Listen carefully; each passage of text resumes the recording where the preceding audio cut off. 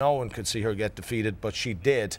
She was third, beaten a half length. Third of 14. She was beaten a half a length that day, so we'll forgive her and we'll give her a good chance. Watch her train, and if she's training very well. Now, she didn't train overly well last year if you look at what she did, but her trainer Freddie Head, he just kind of kept her ticking over here. So see how she looks.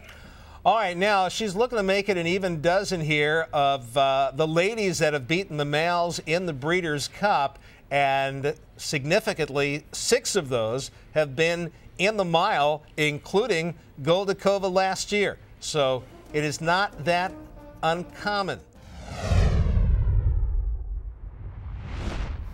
All right, Mike, thanks so much. And we're just about halfway through the list, alphabetically speaking here, as we're going to move on to Just Enough Humor. And Frank, you know, here's a 4-year-old son of Distorted Humor trained by Kieran McLaughlin for Godolphin that put together 6 consecutive wins over turf listed firm or good, but then was a puzzling 6th of 7th most recently at Keeneland in the Shadwell Turf Mile over soft turf.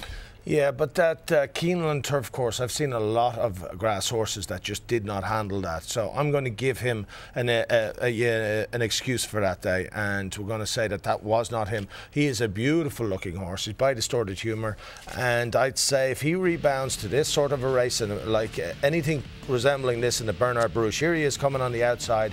And watch him win this because he takes a wide trip, but he gets up very nicely in the end, and he's got a beautiful stride there for a grass horse.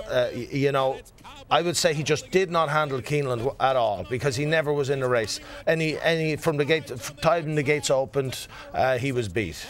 They go to the wire, and Just Enough Humor has won dramatically from off the pace to beat Cowboy Cal. And he never really lifted a hoof in there in the Shadwell Turf Mile. And you know, of course, the good part about that is that he's coming out to Southern California, and what will more than likely, I mean, it'll be really rare and unusual if the turf is not firm over Breeders' Cup weekend at Santa Anita. So that, of course, a major plus for Just Enough Humor, at least you would think, according to what we have seen. Yeah, well, I mean, you know, given if you give him that last race, just say the Shadwell Turf Mile is a toss-out, this is a horse with a major chance in the race.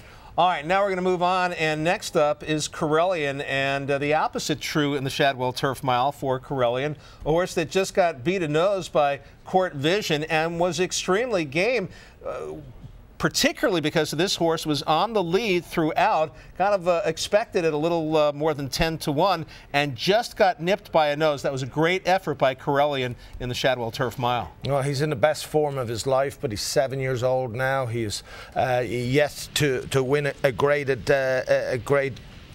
anything more than a grade 3, and this was a great performance here to be second in this race. There's Just Enough Humor way out the back in last place. Now this horse, Corellian, he handled the grass there, Keeneland.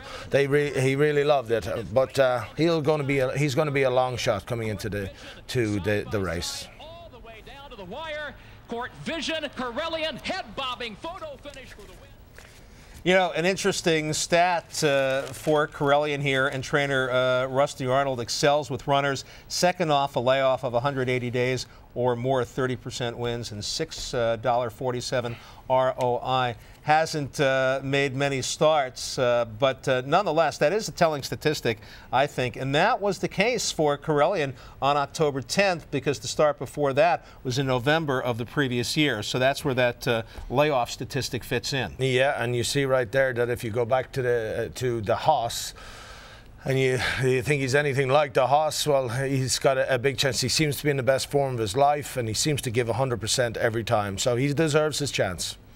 All right, and now we get into the M's, and that would be Mr. City. And this was the horse that I personally liked in the Shadwell Turf Mile. I thought he'd be better. At the time, he was 4 for 4 over the Keeneland Turf Course, and you know, had success over off turf courses, yielding good and firm as well. And you know, I just thought he was a horse for the course, but really was no match for the top 2, Court Vision and Corellian. Yeah, he was no match, and I think he's maybe been out of form just a little bit. I think Billy Mott's trying to find the form with this horse, but he'll be a big price on Breeders' Cup Day. He's won 4 of 5 at the distance, so that's a plus. And here's a win in the Firecracker. This was back on July 4th over a yielding turf course at Churchill Downs, and he ran a great race this day. If he runs this sort of a race, then you'd say he's got a chance.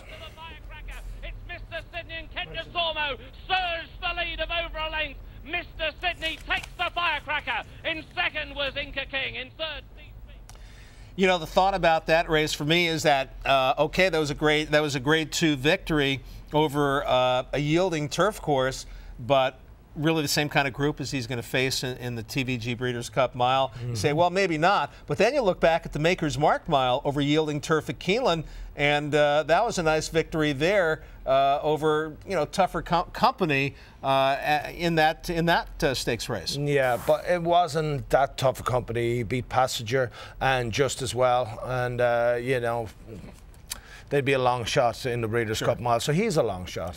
All right, but I guess bottom line for Mr. Sydney, he seems to excel over softer turf, and that may not be the case for him. Now let's talk about a horse that I know you know a thing or two about, and that is the Irish bred Like Yourself. What's the script? You were actually at the beginning responsible for bringing this horse over from Europe to the States. Myself and Niall Dalton, we bought this horse we bought him at the end of his 2-year-old career and brought him here, but he's won almost $1 million, and he's again, he's going to be a long shot in the race, but he's got a long shot chance. You know, he's in the Oak Tree Mile. If you watch the Oak Tree Mile, going around the first turn, Joel Rosario took him way back into last position, or second last position, and he came on the outside, and look how wide he goes, you know, turning for home. So he gets beat a length and a quarter by Cowboy Cal. So I would say that we can turn the tables on Cowboy Cal if he runs his race, but turning tables on Cowboy Cal,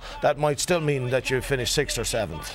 Well, what I find intriguing as we watch the finish of the Oak Tree Mile, where he's still coming on with some good run, is that because we know we're going to have some early speed in the TVG Breeders' Cup Mile, that it really, I think, sets it up perfectly for a horse like What's the Script, who does his best running at the end of the mile. Well, he will run a great race. I mean, he'll run a terrific race because he doesn't know anything else. He's a very honest horse, and we give him a chance maybe to pick it up to pieces, and I'll be really happy and surprised with a win.